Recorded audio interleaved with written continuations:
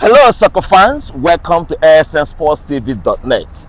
Sam and Chris here, but we're not talking about MLS. We're talking about the oldest national team soccer tournament in the whole world, the Copa America, coming to Houston, Texas, and the 48th edition. Chris, man, aren't you excited covering your first Copa America tournament? Yeah, I'm excited, man. Super excited because there's so much action.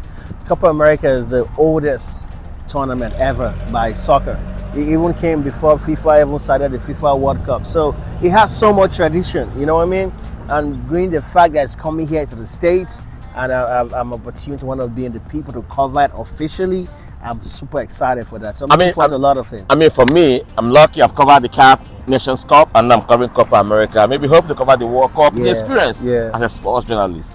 So here at ASN Sports TV, we are accredited to bring to you the coverage of Copa America 2024 across all our digital media platforms, and also you can become one of our growing list of subscribers on our YouTube channel. Just go to ASN Sports TV. Subscribe. Go to our website www.asnsportstv.net. So Chris, 14 venues, 16 national teams will slug it out in this year Copa America coming to the United States. I mean, here at NRG Stadium Group A, the way they did it, the matches will be scattered across all the 14 matches. So here we're going to run you and tell you some of the games that we'll be covering here at NRG Stadium.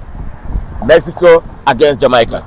Amazing feature. First of all, Houston has a very high population of Mexicans. So you expect here to be full to capacity. We're going to have a lot of spectators, a lot of fans coming to watch that game. And Jamaica, they don't have a strong root, but they have an old tradition of the game as well too. You can remember the old time when Jamaica used to play. Like, Jamaica have a pretty good team. So the game, I think that game got pretty good either ways, but it's going to be fantastic. It's going to be played here at the NRG Stadium. So I'm looking forward to it. I know a whole lot of fans out there are also looking forward to that game. Ecuador, Jamaica, Mexico and Venezuela are in Group B, and in Group C we have Bolivia, the US men national team, Paraguay and Uruguay. US men national team, what are their chances in this Copa America? Well, US is the official host of this tournament. Yeah. They are also the host of the FIFA World Cup coming up in 2 years' time. So I think this tournament it's another amazing tournament that can help them build a strong team, because they're not going to qualify for the World Cup. They need tournaments like this to be able to get the right players, the right fit for positions to compete as a proper host when the World Cup starts. So it's a beautiful win for US, not just participating in the tournament, but also as a host of it. All right. The Group D comprises of Brazil, Colombia, Costa Rica, and Paraguay. Brazil 9-time champions. And they have a Costa Rica and other teams. I mean, what are Brazil's chances? Looking at would I call it their golden generation right now? Vinicius Jr., Rodrigo, Alisson Becker, in the goalkeeping department, they are really blessed.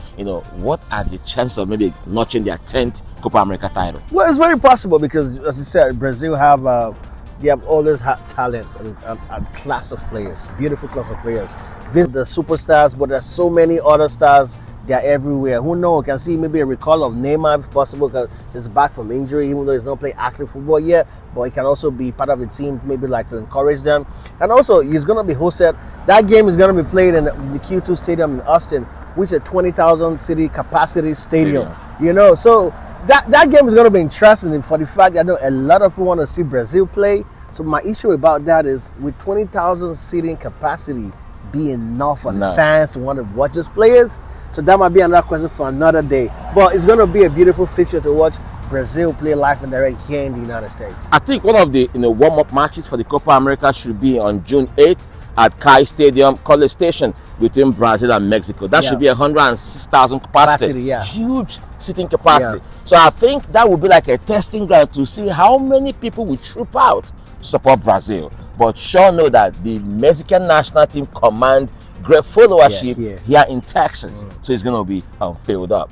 All right, still Sam and Chris here taking you through Copa America 2024 that will be staged here in the US across 14 wonderful world-class venues. Texas alone gave out 3 world-class venues: the NRG Stadium here in Houston, the Q2 Stadium in Austin, and also the almighty AT&T Stadium, the home of Dallas Cowboys.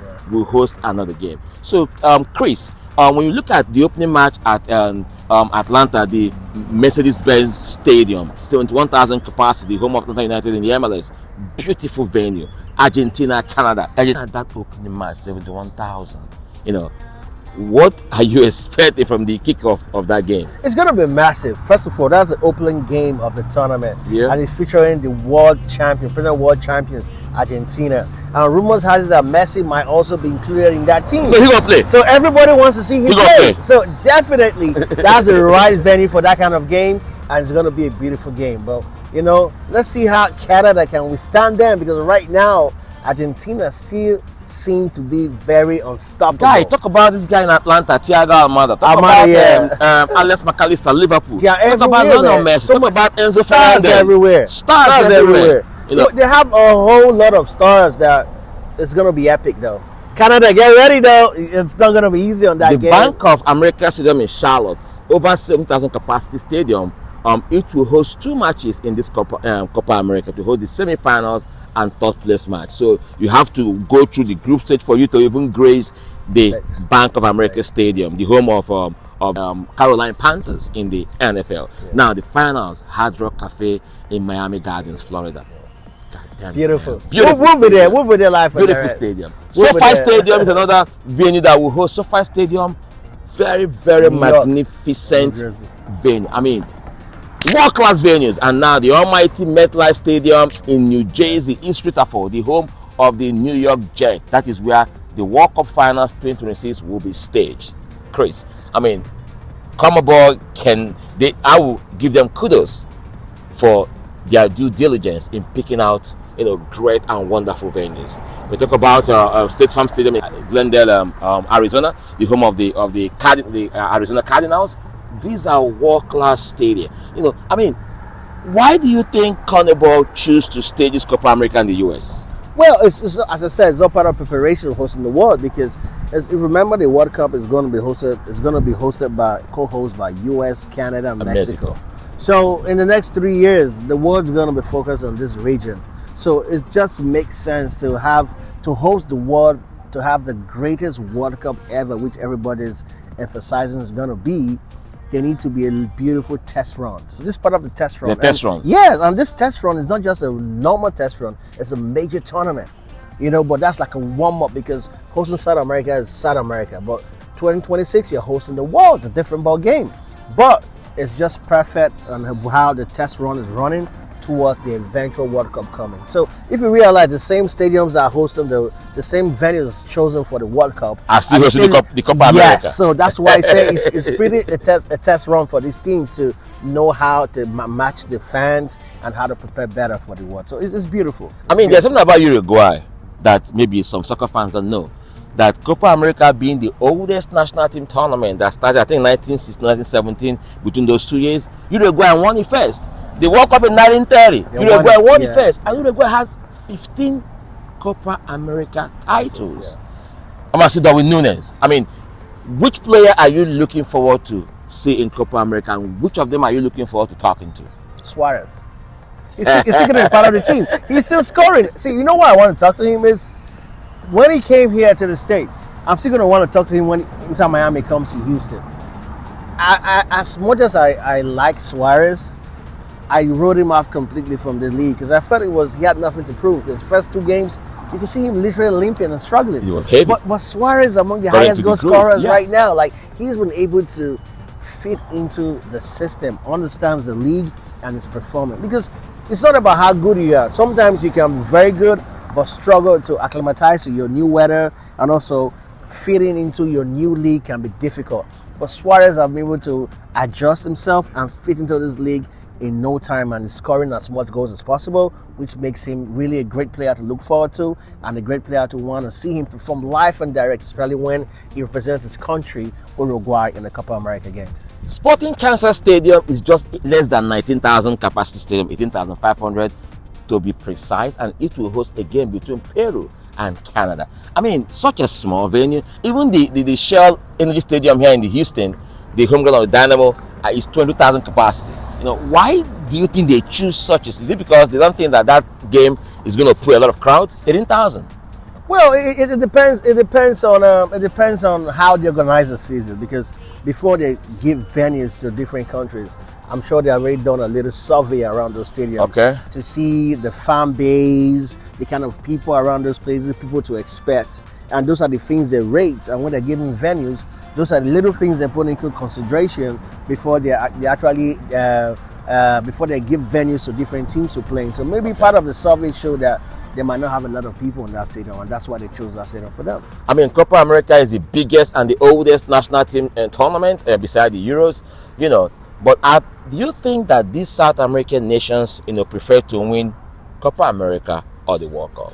Well, the World Cup is the world, but you should understand the tradition behind Copa America. It's a bragging right in that region, and that region has proven to produce one of the best, if not the best players that have ever graced the game of soccer. So it's a religion in this region of soccer, not in Central America. In South America, it's a religion. Latin America is a religion. You know what I mean? So because of that, you don't take the tournament lightly.